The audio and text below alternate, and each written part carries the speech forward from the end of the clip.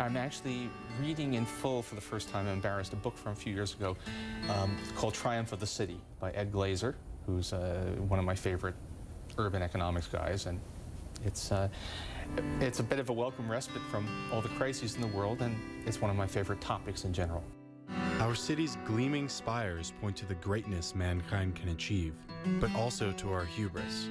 The recent recession reminds us painfully that urban innovation can destroy value as well as create it. Do you find what you're reading currently influences your work or your style? Do you view books differently as an author yourself? Particularly if there's something where I know a little bit about the subject, I'll look to say, you know, how does he handle it? Particularly, how does he or she handle the difficulty of the of exposition? And you write a lot about economics, about money. It's sometimes hard to do that.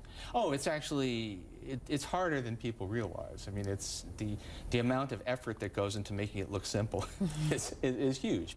Actually, John Maynard Keynes once said, kind of whining a little bit, which was unusual, but he said economics is a difficult and technical subject, but nobody will believe it. And that's sort of, so you actually have to put in a lot of effort into figuring out, how do I do this without losing the reader? You've been talking a lot about Europe. We all have lately. Yeah. Would you have a recommendation for the leaders of Europe if they're going to take a break and sit down and do some reading, something that might help them with the difficult challenges they face? Certainly they should be reading books. They should be reading Barry Eichengreen's latest book about the Great Depression, because they are doing their best to replay history, and maybe they would stop doing that if they read a little bit more about it.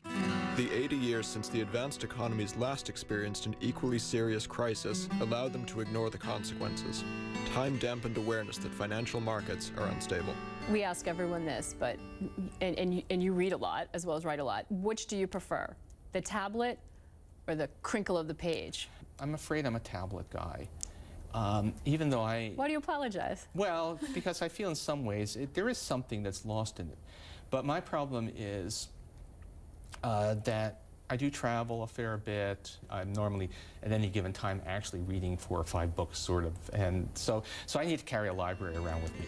And the ability to carry around a library that weighs less than a pound is kind of a nice thing.